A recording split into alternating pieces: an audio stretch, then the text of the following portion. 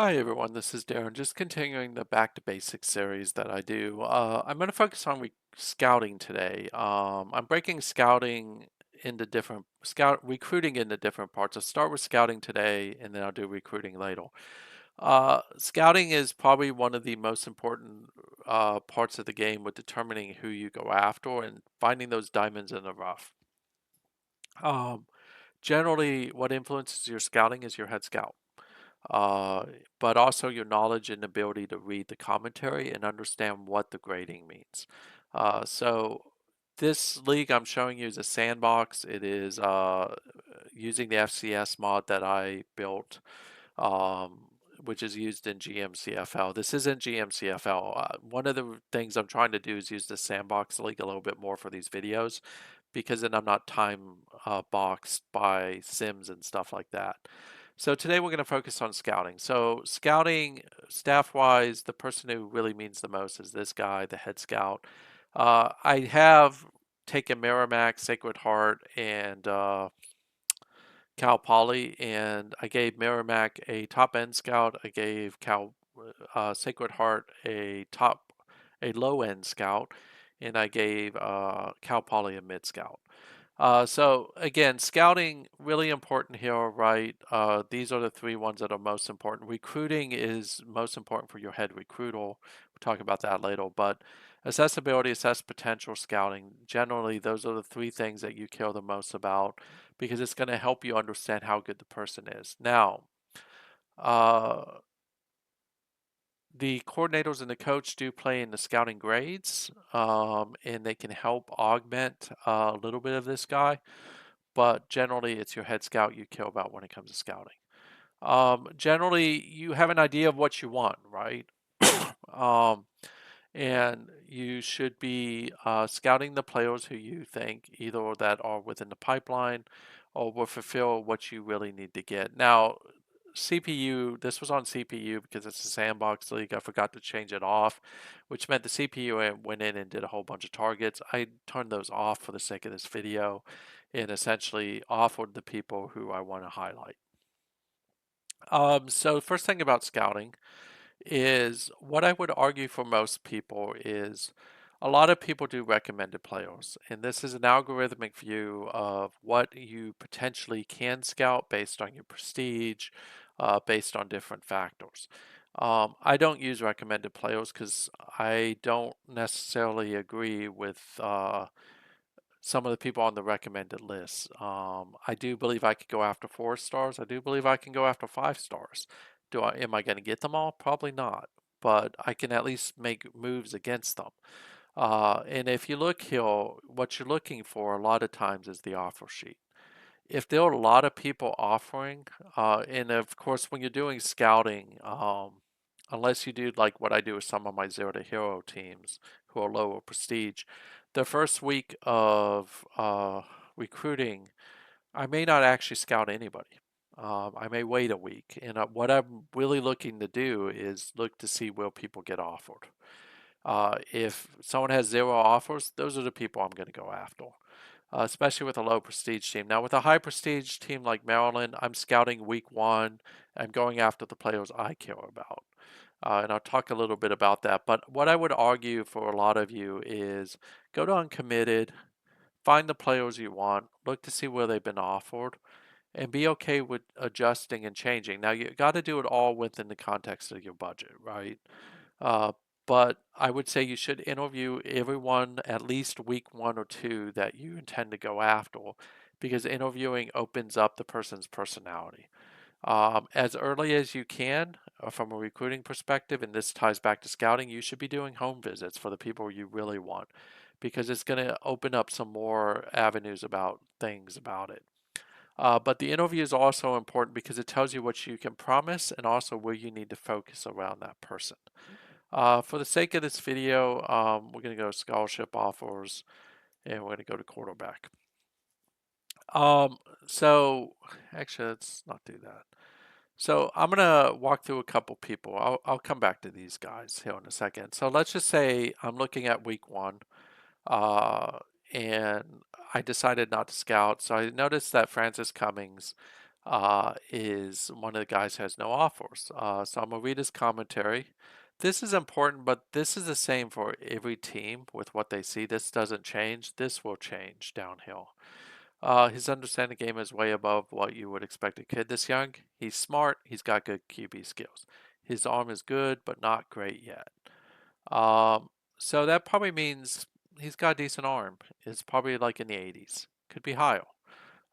Says nothing about his accuracy, so he's probably got 70s for the accuracy. Says nothing about um, really any speed or anything like that. So if I had to guess, he's probably got an arm in the upper 80s.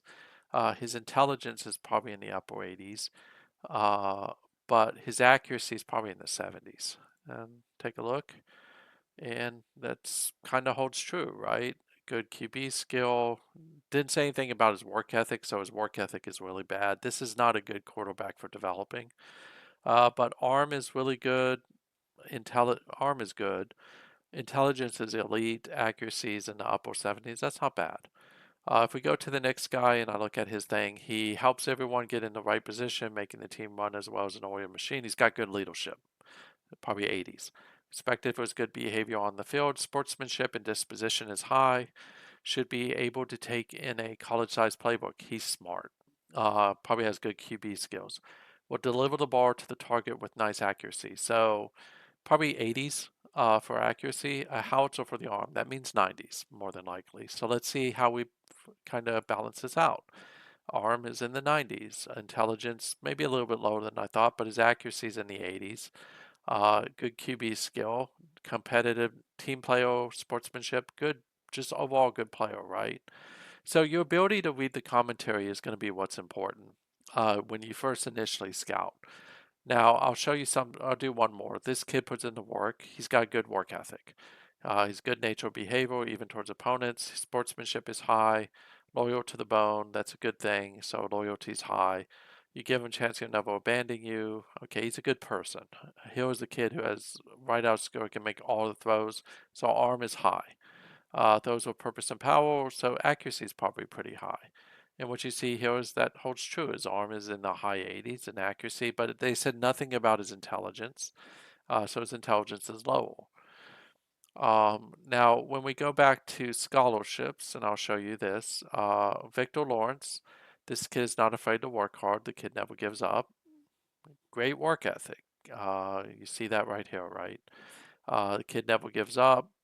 He's competitive, but not maybe uber competitive. If pass goes incomplete, more often than not, is the receiver who did not catch it in his arm. Oh boy. So this is an accuracy statement, meaning that he's got high degrees of accuracy, at least above 85, probably in the 90s. And his arm is probably in the 90s. Looking here, he's got intelligence of an A. He is probably smart. So when we look at him, his arm is what we thought. He's an elite quarterback, essentially, is what it's telling us. And he's the number one recruit, so you would expect that. Or I think he's the number one quarterback recruit, sorry.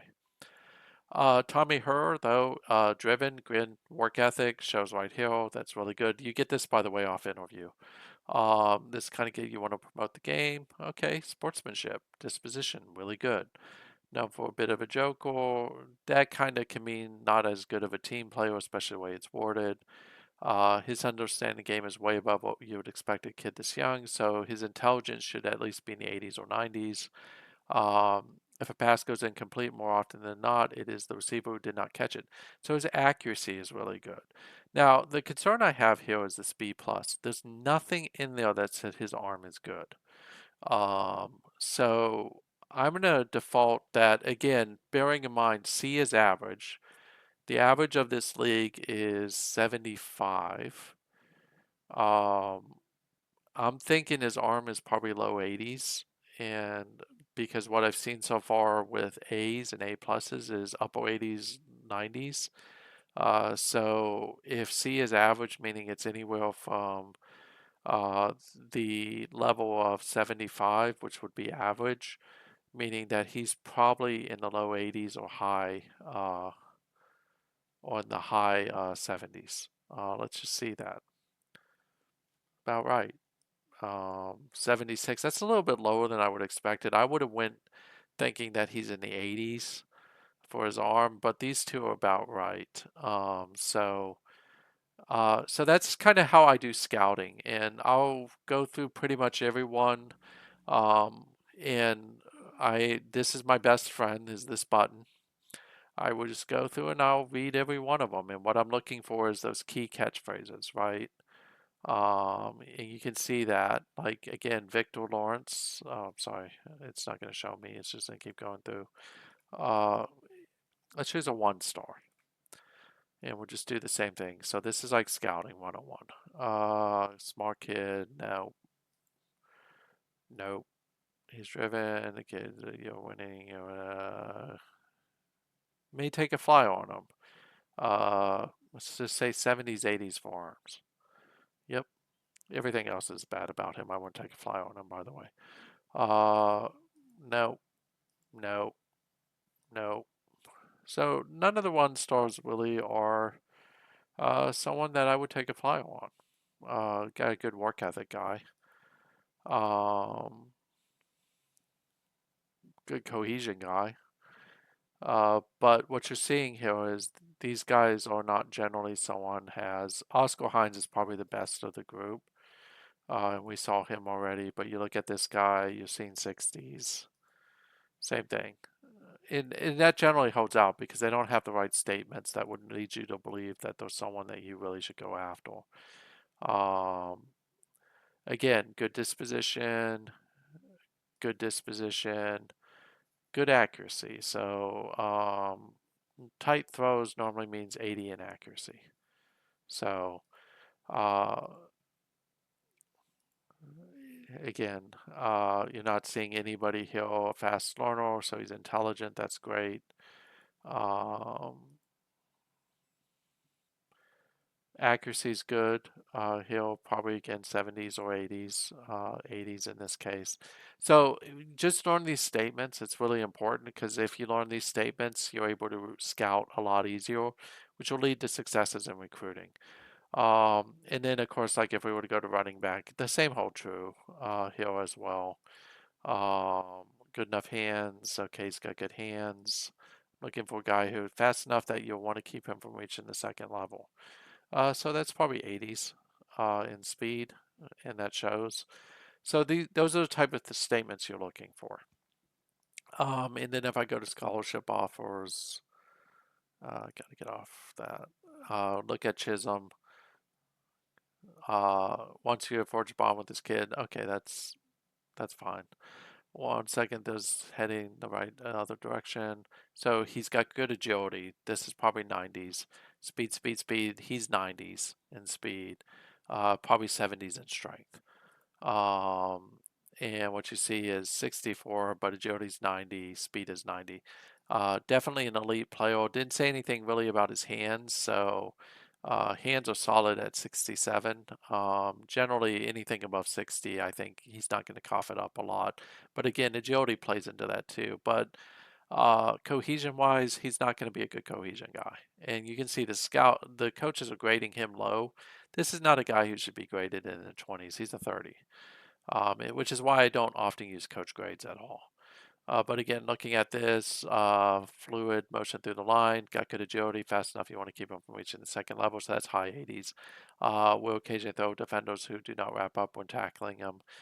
So maybe 60s, 70s, right? For strength, same here. Agility 77, a little bit lower than I thought. Speed is lower too. Um, that one's a little bit of a false one, but this is a case where when you see the 12s, you'd be like, okay, he's radically different. Why is that? So just kind of giving you a quick overview of how to do scouting. Your head scout matters. Make sure you read the commentary. Once you do the interviews and other things, you're looking for people who have good work ethic. You're looking for people nowadays who are competitive. And you do want to kind of have team players, especially for wide receivers, tight ends, quarterbacks, because they need to be able to build cohesion. And then as you get your grades in, just understand those are grades that are based off the average of the league, which you probably are not going to know in a multiplayer league. Um, because the only way that anyone would know is to essentially ask the commissioner to give it to you. And like, I don't think I would give it to anyone because it gives an unfair advantage. But what you can do is export your team and then see what the averages are on your team. That should give you kind of an indication of what the averages look like in the league, unless you're like Georgia, Maryland in the SNCFL, or Auburn, where you're skewed at the above average, which means that you have no clue what the average is because you're well above it. So hopefully this video helps. If you have any questions, let me know. I will do recruiting next and talk about how I recruit as opposed to how I scout.